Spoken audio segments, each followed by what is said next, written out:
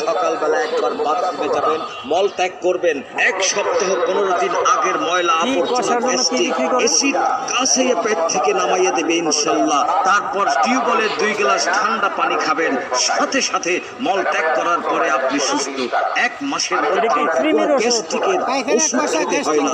তাই বলবো একটা পেট ওয়াশ করে মাত্র 20 টাকায় একটি প্যাকেট খরিদ করে আপনি আপনার পেটটাকে মাদ্রাসার স্কুলে কইল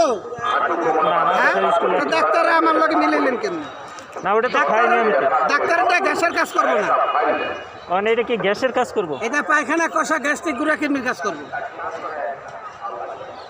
এটা বোনাজ ঔষধ। প্রতিটি প্যাকেটের মূল্য মাত্র 20 টাকা। 20 টাকা 20 টাকা। খাওয়ার নিয়ম কি? যারা বলছেন আমি রাত্রে খাওয়া দাওয়ার পরে কুসুম গরম পানি দিয়ে গিলে খাবেন, সকালে 2